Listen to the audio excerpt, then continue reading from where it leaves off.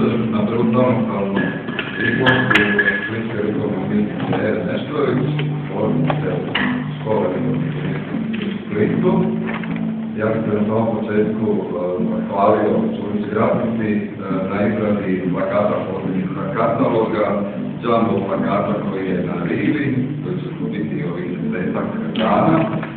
Zatim restorana Busta da nakon što otvorimo izložbu i što pogledate izložbu u sljedećoj prigodi domjena, tako da vas pozivam i da nakon 10 minuta otvorenja izložbe budete tu.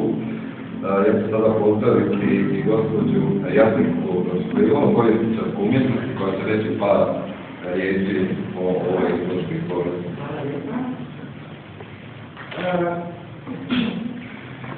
Nisam ja bez veze ovdje, ja sam Evina Proba.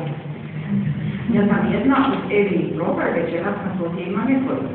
Već smo se sve jedna drugoj međusobno pohvalile da smo imali sreću biti učiteljicama Evi.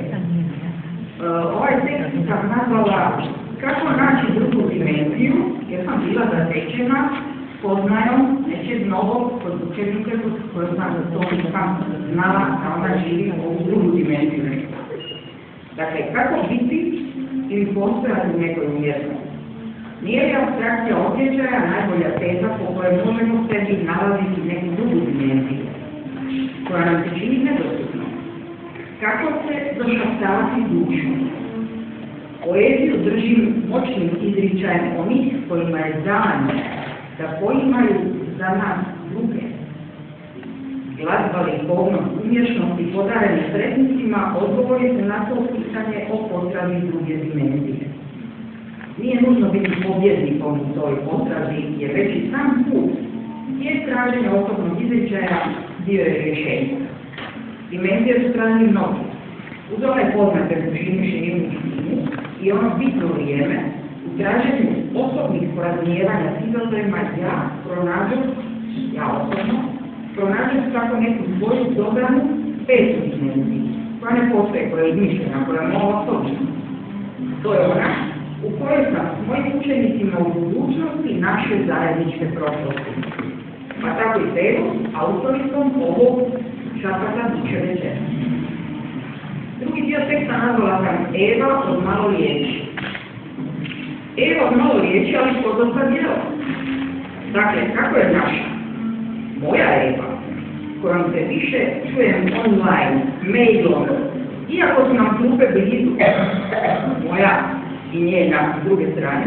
Dakle, kako je Eva Meštrović, učenica škole likovnih umjetnosti u Splitu, tražila drugu dimenziju?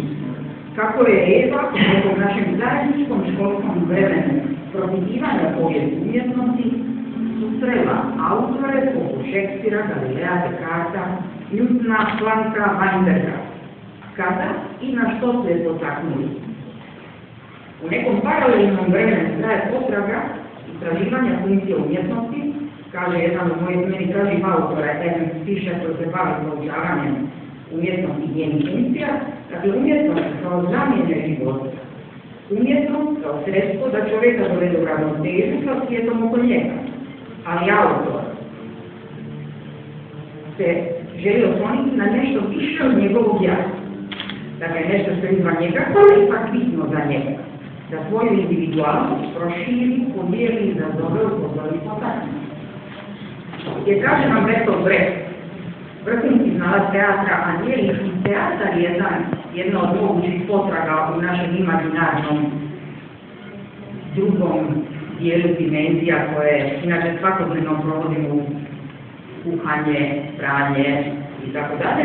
Dakle, umjetničko djelo mora privući gledatelje ne pasivnom identifikacijom, nego obraćanjem razumu koji zahtijeva akciju i odluku. Dakle, sada ja vama kao proba svih na neki način dajem savjet, nemojte nikad biti zadovoljni time što ste isti čas prepoznali Dala Kunta i on je bio lijep. Uvijek potražite neku izazovniju temu koja će vas potaknuti na neko drugo razmišljanje. Najlakše se identificirati, ali puno teže proniknuti u nešto, pročitati ove zapise koje Eva pronašla koji su očito nju potaknuli na neki drugačiji sustav mišljenja. ovaj jedini prepleteni svijet nadrealističke provenijencije potaknut mišljenjem izvrsnika, podere vježba u njih, ali i ruku, i nova misao nastaje i putuje u meni i nama. Čestitam, draga Eva, hvala proba, jesam srce. I blokada.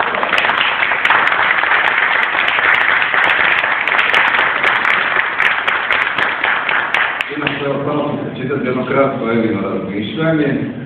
Slika nije samo platno, puno boja, ona je mnogo više, ona je osjećaj, kozmička kreacija određena bezvremenskim simbolima, točkom i linijom.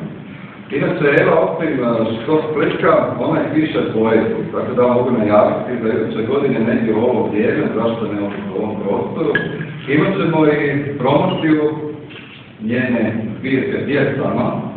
Ja ću vam sada za kraj samo kratko pročitati jednu njenu pjesmu koju je ona odabrala, a opet vezana je uz ovu izložbu Šapac duše. Evo malo riječ. Tako je, evo malo riječ, ali za to nas puno radi. Inače, ova izložba je nastala 2 godine, tako da onda čekamo drugu izložbu koja će biti za 2 godine i mi ćemo među vremenu imati promociju njene knjige, zašto ne. Dakle, korak u svemiru, poput čovjeka ja, ili barem ono što nazivaju čovjekom, samo još jednom nizu, malinu crnog pijeska usred pustinje, ja kao beskraj, vječna korak u svemiru, u vrholu ljudskosti nemorala, obezvrijeđenja, kao svjetlicava krijestica, obasjana mi, ja negdje između gdje je i tmina obasjana, prema leta da se nađem iznad svijeta, dovoljno velika da ih dotičem. Ja, korak u svemiru, obasjana, prepršan među zvijezdama, pripovjedajući o tajnama života, ti i ja među zvijezdama, šaputamo o tajnama svih tajni, o nikom, o ničemu, šaputamo o nama, tišina i ja. Evo Nešković.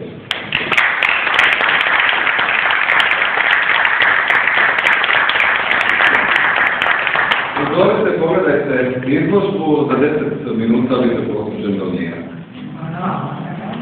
Ima li neko pitanje? Nema. Dobro.